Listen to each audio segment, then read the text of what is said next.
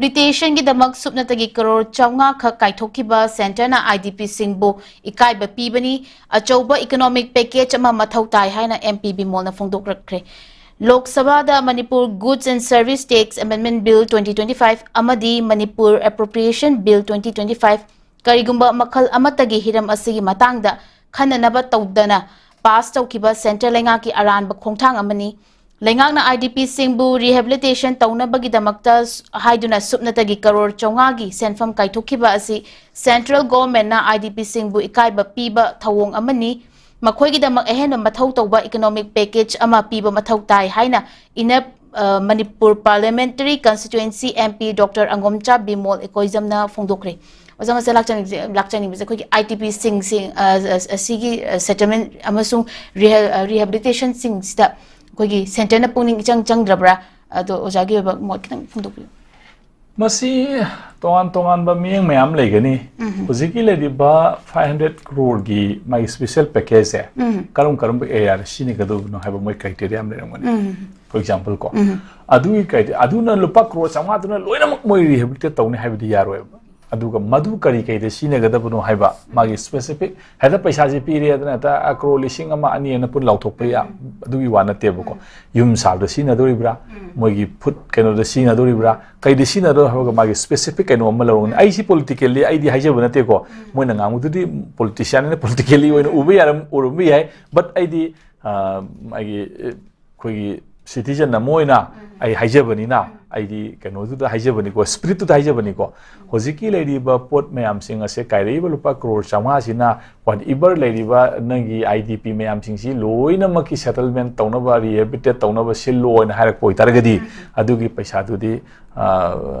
कोई लोकताक थुम पैकेट हम थादबगुमने बुको हाइरिबदुना करी कइदे सिनदुना हाइबा स्पेसिफिक प्रोग्राम लेरमगदी लेदना को मोगी मसिन जाक लेबदरा फी लोन पीबद्रा नत्रगन मखोई अना लायंगी करीगी मतम खरगी मैनेजमेंट तौनब्रा हाइबन सिंग मागी प्रोग्राम अमा आई सोफर आई लेबा अमा लेबनि लेरम गजाय खलेबो अदुमक्ति डिटेल्स आई खंगजदरे अदुगा तौबदबु हाइरिबा पोटसिंग असे लम पीबगी युम साबगी लेदनको तोंगान मागी प्रोजेक्ट मयाम गवर्नमेंट थारमबि आइ मोय कमाई सेटल तौगदगेना करिगुम सोन हंजंबि यावे ता मोय कायदे सेटलमेंट पीनी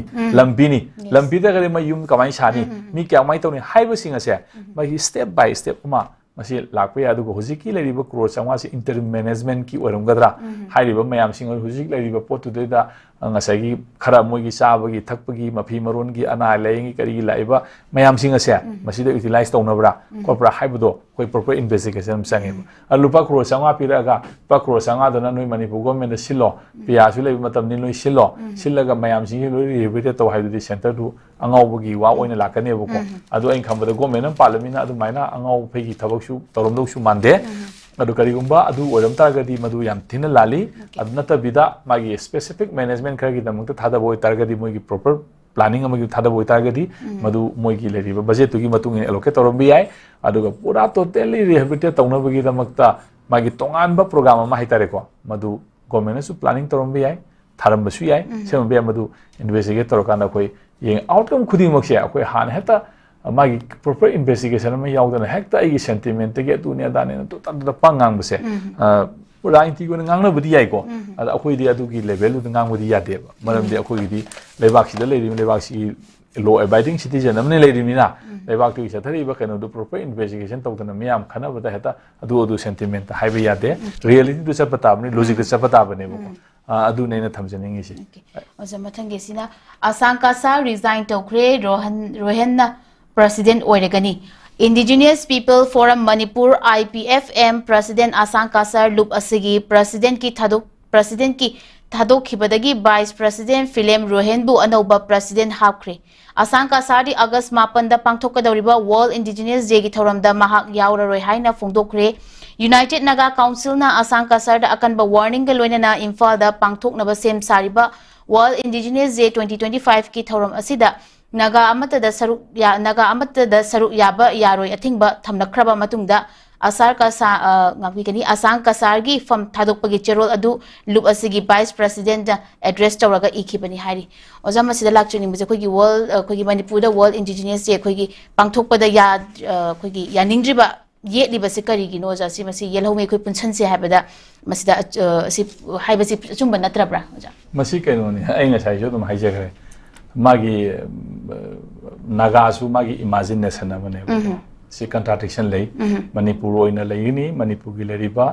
ꯅꯥꯒꯥ ꯅꯣꯏ ꯅꯥꯒꯥ ꯃꯅꯨꯡꯗꯅꯤ ꯍꯥꯏꯕ ꯇꯥꯔꯒꯁꯨ ꯑꯩꯈꯣꯏ ꯃꯅꯤꯄꯨꯔꯒꯤ ꯂꯩꯔꯤꯕ ꯁꯥꯒꯠꯄꯗ ꯌꯥꯎꯕ ꯑꯩꯈꯣꯏꯒꯤ cultural ꯑꯩꯈꯣꯏꯒꯤ ꯍꯨꯃꯥꯡꯃꯟ ꯑꯩꯈꯣꯏꯒꯤ ꯃꯅꯤꯄꯨꯔꯒꯤ ꯅꯦꯁꯟ ꯑꯃ ꯌꯥꯎꯕ ꯀꯥꯡꯕꯨꯅꯦ ꯍꯥꯏꯅ ꯃꯣꯏ ꯃꯔꯛꯇꯁꯨ ꯀꯟꯇ꯭ꯔꯥꯗꯤꯛꯁꯟ ꯂꯩꯇꯕ ꯅꯠꯇꯦ ꯂꯩ ꯑꯗꯨꯒꯤ ꯄꯨꯡꯇꯣꯛ ꯇꯣꯛꯑꯀꯥꯟꯗ ꯍꯥꯏꯔꯤꯕ ꯂꯩꯔꯤꯕ ꯒ꯭ꯔꯨꯞꯁꯤꯡꯁꯦ ꯅꯥꯒꯥꯅꯤ ꯑꯗꯨꯅ ꯅꯥꯒꯥ ꯍꯥꯏꯕ ꯅꯦꯁꯟ ꯑꯃ ꯁꯥꯒꯠꯀꯗꯕꯅꯤ ꯁꯤꯒꯤ ꯄꯣꯜꯂꯤꯕ ꯍꯧꯖꯤꯛ ꯅꯥꯒꯥꯂꯦꯟ ꯁ꯭ꯇꯦꯠꯁꯤꯒ ꯑꯗꯒꯤꯗꯤ ꯁꯤꯒꯤ ꯂꯩꯔꯤꯕ ꯔꯤꯖꯟ ꯑꯔꯥꯀꯥꯟꯒꯤ ꯁꯤꯒꯤ ꯃꯥꯒꯤ ꯀꯩꯅꯣꯗ ꯑꯩꯈꯣꯏꯒꯤ ꯁꯤꯒꯤ ꯕ꯭ꯔꯍꯃꯥꯒꯤ ꯀꯔꯤꯒꯤ ꯂꯩꯔꯤꯕ ꯔꯤꯖꯟ ꯃꯌꯥꯝ ꯂꯩꯔꯤꯕꯀꯣ ꯅꯥꯒꯥ ꯍꯤꯜ ꯁ꯭ꯇꯦꯠꯀꯤ ꯀꯔꯤꯒꯤ ꯃꯌꯥꯝ ꯑꯃꯀꯣ ꯁꯤ ꯃꯌꯥꯝꯁꯤꯒꯤ ꯑꯣꯏꯕ ꯁꯤ ꯃꯣꯏꯁꯨ ꯏꯃꯥꯖꯤꯅꯦꯁꯟ ꯑꯃꯅꯦꯕ ꯑꯗꯨꯒꯤ ꯃꯅꯨꯡꯗ ꯑꯩꯈꯣꯏꯅ ꯅꯥꯒꯥ ꯅꯦꯁꯟ ꯑꯃ ꯁꯥꯒꯠꯅꯕ ꯍꯣꯠꯅꯔꯤꯉꯩꯗ ꯅꯪꯅ ꯃꯅꯤꯄꯨꯔ ꯋꯥꯔꯜ ꯏꯟꯗꯤꯖꯤꯅꯁ ꯄꯣꯄꯨꯂꯦꯁꯟ ꯋꯥꯔꯜ ꯏꯟꯗꯤꯖꯤꯅꯁ ꯗꯦ ꯇꯧꯕꯗ ꯃꯅꯤꯄꯨꯔꯒꯤ ꯏꯟꯗꯤꯖꯤꯅꯁꯅꯦꯅ ꯑꯩꯈꯣꯏ ꯁꯤ ꯌꯥꯎꯕ ꯇꯥꯔꯒꯗꯤ ꯑꯩꯈꯣꯏ ꯃꯅꯤꯄꯨꯔ ꯅꯦꯁꯟꯗꯨꯗ ꯑꯩꯈꯣꯏ ꯌꯥꯎꯔꯦ ꯑꯗꯨ ꯑꯣꯏꯇꯥꯔꯒꯗꯤ ꯑꯩꯈꯣꯏꯗꯤ ꯃꯅꯤꯄꯨꯔꯒꯤ ꯏꯟꯗꯤꯖꯤꯅꯁ ꯅꯠꯇꯦ ꯅꯥꯒꯥꯒꯤ ꯏꯟꯗꯤꯖꯤꯅꯁꯅꯤ ꯁꯤꯅꯦꯕ ꯂꯩꯔꯤꯕ ꯑꯥꯏꯗꯤꯌꯥꯁꯤ ꯑꯗꯨꯅ ꯑꯩꯈꯣꯏꯒꯤ ꯅꯥꯒꯥꯒꯤ ꯏꯟꯗꯤꯖꯤꯅꯁ ꯂꯩꯔꯤꯕ ꯄꯣꯠꯁꯤꯡ ꯑꯁꯦ ꯑꯩꯈꯣꯏꯒꯤ ꯅꯥꯒꯥꯒꯤ ꯑꯣꯏꯕ ꯇꯣꯉꯥꯟꯕ ꯇꯧꯕꯗ ꯑꯗꯨꯝ ꯇꯧꯕ ꯀꯥꯏꯗꯦ ꯑꯗꯨꯒ ꯃꯅꯤꯄꯨꯔꯒꯤ ꯏꯟꯗꯤꯖꯤꯅꯁꯅꯦꯅ ꯇꯧꯕ ꯄꯣꯠꯇꯗꯤ ꯑꯩꯈꯣꯏ ꯑꯍꯨꯝ ꯊꯣꯛꯇꯦ ꯍꯥꯏꯕ ꯃꯥꯒꯤ ꯅꯥꯒꯥ ꯅꯦꯁꯟꯒꯤ ꯃꯥꯒꯤ ꯏꯃꯥꯖꯤꯅꯦꯁꯟꯗꯨꯒꯤ ꯗ꯭ꯔꯤꯝꯗꯨꯒꯤ ꯑꯥꯎꯠꯀꯝꯅꯦꯕ ꯊꯣꯛꯂꯛꯏꯗꯣ ꯑꯗ ꯑꯁꯥꯡ ꯀꯁꯥꯁꯨ ꯍꯥꯏꯔꯤꯕ ꯃꯤꯑꯣꯏ ꯑꯁꯤꯁꯨ ꯃꯥꯁꯨ ꯅꯥꯒꯥꯅꯦꯅ ꯀꯣꯟꯁꯤꯜꯂꯤꯕ ꯐꯨꯔꯨꯞꯀꯤ ꯃꯅꯨꯡꯗ ꯑꯃ ꯌꯥꯎꯕꯅꯤꯅ ꯃꯊꯟꯇ ꯊꯦꯡꯅꯕ ꯌꯥꯗꯕꯒꯤ ꯏꯁꯨ ꯃꯌꯥꯝ ꯂꯩꯔꯝꯒꯅꯦꯕꯀꯣ ꯃꯥ ꯑꯗꯨꯅꯦ ꯍꯥꯏꯕ ꯃꯌꯥꯝ ꯑꯃꯀꯣ ꯑꯗꯨꯅ ꯑꯗꯨꯒꯤ ꯂꯥꯏꯐ ꯊ꯭ꯔꯦꯠ ꯂꯥꯛꯄ ꯂꯥꯏꯐ ꯑꯁꯤꯗꯤ ꯈ꯭ꯋꯥꯏꯗꯒꯤ ꯄ꯭ꯔꯤꯁꯤꯌꯁꯅꯤꯗꯅꯀꯣ ꯑꯩꯒꯤ ꯂꯥꯏꯐꯁꯤꯗꯒꯤ ꯍꯦꯟꯅ ꯄ꯭ꯔꯤꯁꯤꯌꯁ ꯑꯣꯏꯕ ꯄꯣꯠ ꯂꯩꯇꯦꯗꯅ ꯑꯗꯨꯅ ꯑꯗꯨꯒꯤ ꯂꯥꯏꯐꯇꯨ ꯃꯥꯒꯤ ꯋꯥꯈꯟꯗ ꯃꯥꯒꯤ ꯑꯥꯏꯗꯤꯌꯥꯗꯨ ꯍꯦꯟꯅ ꯑꯦꯗꯚꯥꯟꯁ ꯑꯣꯏꯅ ꯃꯅꯤꯄꯨꯔꯒꯤ ꯂꯩꯔꯤꯕ ꯏꯟꯗꯤꯖꯤꯅꯁ ꯂꯩꯔꯤꯕ ꯑꯩꯈꯣꯏꯁꯨ ꯏꯟꯗꯤꯖꯤꯅꯁꯅꯤ ꯍꯥꯏꯕꯁꯦ ꯃꯁꯤ ꯃꯥꯁꯤ ꯀꯔꯤꯒꯨꯝꯕ ꯃꯥꯅ ꯇꯧꯔꯤꯕ ꯄꯣꯠꯇꯨꯗ ꯃꯥꯒꯤ ꯂꯥꯏꯐꯇꯨꯗ ꯊ꯭ꯔꯦꯠ ꯂꯥꯛꯇꯅ ꯃꯥꯒꯤ ꯂꯥꯏꯐꯇꯨ ꯂꯣꯏꯁꯤꯟꯈꯤꯕ ꯇꯥꯔꯒꯗꯤ ꯃꯥꯒꯤ ꯑꯄꯥꯝꯕ ꯃꯥꯅ ꯑꯅꯤꯡꯕꯗꯨ ꯃꯥ ꯊꯕꯛ ꯆꯠꯊꯕꯗꯤ ꯉꯝꯃꯔꯣꯏꯗꯅ ꯑꯗꯨ ꯃꯥꯁꯤ ꯍꯥꯏꯔꯤꯕꯗꯨꯗꯤ ꯉꯥꯏꯍꯥꯛ ꯀꯝꯄ꯭ꯔꯣꯃꯥꯏꯖ ꯇꯧꯔꯒ ꯂꯩꯔꯒ ꯃꯥꯒꯤ ꯑꯄꯥꯝꯕꯗꯨ ꯊꯕꯛ ꯑꯣꯟꯊꯣꯛꯅꯕ ꯍꯣꯠꯅꯕꯗ ꯃꯥ ꯍꯤꯡꯕ ꯑꯃꯗꯤ ꯗꯔꯀꯥꯔ ꯂꯩꯗꯅꯀꯣ ꯑꯗꯨꯒꯤ ꯑꯦꯛꯖꯤꯁꯇꯦꯟꯁꯀꯤ ꯏꯁꯨꯗꯨꯗꯒꯤ ꯃꯥ ꯍꯥꯏꯔꯤꯕ ꯄꯣꯠꯁꯤꯗꯒꯤ ꯃꯥ ꯔꯤꯖꯥꯏꯟ ꯇꯧꯕ ꯑꯣꯏꯔꯝꯒꯅꯤꯅ ꯑꯩ ꯑꯁꯨꯃꯥꯏꯅ ꯂꯧꯖꯩꯌꯦꯕꯀꯣ ꯑꯩꯈꯣꯏ ꯑꯣꯖꯥ ꯁꯪꯀꯁꯥꯁꯦꯀꯣ ꯃꯥꯁꯨ ꯌꯥꯝꯅ ꯃꯅꯤꯄꯨꯔꯒꯤ ꯑꯗꯨꯝ ꯉꯥꯡꯖꯕ ꯃꯅꯤꯄꯨꯔꯒꯤ ꯁꯤ ꯇꯧꯕ ꯃꯤꯅꯤꯅꯀꯣ ꯃꯥꯒꯤ ꯀꯩꯅꯣꯁꯤꯗꯩꯗ ꯑꯗꯨꯅ ꯃꯁꯤ ꯑꯩꯈꯣꯏꯅ ꯃꯥꯒꯤ ꯀꯩꯅꯣꯁꯤꯗ ꯌꯥꯝ ꯀꯥ ꯍꯦꯟꯅ ꯅꯦꯒꯦꯇꯤꯚ ꯑꯗꯨ ꯑꯗꯥꯒꯤ ꯀꯩꯅꯣ ꯅꯠꯇꯕꯤꯗ ꯃꯥꯅ ꯄꯥꯝꯖꯔꯤꯕ ꯊꯕꯛꯁꯦ ꯊꯕꯛ ꯑꯣꯏꯅ ꯆꯠꯊꯅꯕ ꯑꯣꯟꯊꯣꯛꯅꯕ ꯍꯣꯠꯅꯕꯗ ꯃꯥ ꯍꯤꯡꯕ ꯑꯃ ꯗꯔꯀꯥꯔ ꯂꯩꯗꯅꯀꯣ ꯍꯤꯡꯗ꯭ꯔꯗꯤ ꯌꯥꯔꯔꯣꯏꯗꯅꯀꯣ ꯃꯥ ꯁꯨꯃꯥꯏꯅ ꯍꯥꯏꯔꯝꯃꯦ ꯍꯥꯏꯔꯒ ꯃꯥ ꯁꯨꯃꯥꯏꯅ ꯇꯧꯔꯝꯃꯦ ꯍꯥꯏꯔꯒ ꯁꯤꯈ꯭ꯔꯦ ꯍꯥꯏꯗꯨꯅ ꯌꯥꯔꯣꯏꯕ ꯑꯗꯨꯅ ꯃꯥꯒꯤ ꯊꯕꯛꯇꯨꯗ ꯍꯦꯟꯅ ꯑꯦꯗꯚꯥꯟꯁ ꯑꯣꯏꯅ ꯆꯪꯍꯜꯂꯛꯄ ꯌꯥꯅꯕꯒꯤꯗꯃꯛꯇ ꯃꯥꯅ ꯃꯥꯒꯤ ꯁ꯭ꯇꯦꯞ ꯑꯃ ꯃꯥꯒꯤ ꯁꯥꯏ ꯃꯇꯝꯁꯤꯗ ꯑꯩꯅ ꯌꯥꯝꯅ ꯍꯦꯟꯖꯜꯂꯨꯔꯒꯗꯤ ꯑꯩꯒꯤ ꯂꯥꯏꯐꯁꯤꯗ ꯔꯤꯛꯁ ꯊꯣꯛꯂꯛꯄ ꯌꯥꯏ ꯁꯥꯏꯁꯤꯗꯤ ꯈꯤꯇꯪ ꯍꯟꯗꯣꯛꯄ ꯑꯃ ꯆꯪꯉꯤꯗꯅ ꯀꯣ ꯑꯩꯈꯣꯏꯒꯤ ꯍꯥꯏꯅꯕ ꯑꯃ ꯂꯩꯗꯅꯀꯣ ꯑꯩꯈꯣꯏꯒꯤ ꯃꯥꯡꯂꯣꯝꯗ ꯈꯣꯡꯐꯝ ꯑꯃ ꯆꯠꯈꯠꯅꯕꯒꯤꯗꯃꯛꯇ ꯇꯨꯡꯂꯣꯝꯗ ꯈꯣꯡꯐꯝ ꯑꯅꯤ ꯍꯟꯊꯕ ꯗꯔꯀꯥꯔ ꯂꯩꯌꯦꯅ ꯑꯗꯨꯒꯤ ꯄꯣꯠꯇꯨꯗ ꯃꯥ ꯑꯣꯏꯕꯁꯨ ꯌꯥꯏꯑꯕꯀꯣ ꯑꯗꯨꯃꯥꯏꯅ ꯇꯧꯗꯅ ꯑꯗꯨꯒꯤ ꯄꯣꯠꯇꯨꯒꯤ ꯂꯩꯕ ꯂꯦꯚꯦꯜꯗꯨꯗ ꯃꯥ ꯋꯥꯛ ꯇꯧꯕ ꯑꯣꯏꯔꯝꯒꯅꯤꯅ ꯈꯜꯂꯤ ꯑꯗꯨꯅ ꯃꯁꯤ ꯑꯗꯨꯝ ꯃꯥꯏ ꯄꯣꯂꯤꯇꯤꯀꯦꯜ ꯃꯥꯒꯤ ꯂꯩꯔꯤꯕ ꯃꯥꯒꯤ ꯗꯤꯁꯤꯖꯟꯅꯤ ꯃꯥꯒꯤ ꯄꯔꯁꯣꯅꯦꯜ ꯑꯣꯏꯕ ꯗꯤꯁꯤꯖꯟꯅꯤ ꯃꯁꯤ ꯑꯩꯈꯣꯏꯅ ꯌꯥꯝ ꯀꯥ ꯍꯦꯟꯅ ꯏꯟꯇꯔꯄ꯭ꯔꯦꯠ ꯇꯧꯐꯝ ꯊꯣꯛꯇꯦ ꯑꯗꯨꯅ ꯑꯩꯗꯤ ꯑꯗꯨꯒ ꯇꯧꯕꯇꯕꯨ ꯃꯥꯅ ꯂꯧꯔꯤꯕ ꯁ꯭ꯇꯦꯞꯁꯦ ꯃꯥꯅ ꯀꯔꯤꯒꯨꯝꯕ ꯂꯥꯏꯐꯁꯦ ꯊ꯭ꯔꯦꯇꯟ ꯑꯣꯏꯔꯛꯇꯅ ꯑꯃ ꯇꯧꯕ ꯊꯕꯛ ꯇꯧꯕ ꯌꯥꯗꯗꯅ ꯃꯥꯒꯤ ꯂꯥꯏꯐꯁꯦ ꯇꯦꯟꯁꯟꯈꯤꯕ ꯇꯥꯔꯒꯗꯤ ꯃꯥꯒꯤ ꯊꯕꯛꯁꯦ ꯇꯧꯕꯉꯝꯃꯔꯣꯏꯗꯣꯏꯅꯦ ꯄꯨꯔꯥꯄꯨꯔꯤ ꯑꯣꯏꯅ ꯑꯗꯨꯅ ꯊꯕꯛ ꯇꯧꯕꯁꯤ ꯍꯦꯟꯅ ꯃꯈꯥ ꯇꯥꯅ ꯆꯪꯁꯤꯟꯕ ꯌꯥꯅꯕꯒꯤꯗꯃꯛꯇ ꯃꯥꯒꯤ ꯁ꯭ꯇꯦꯞ ꯑꯃ ꯂꯧꯖꯕꯅꯤ ꯍꯥꯏꯅ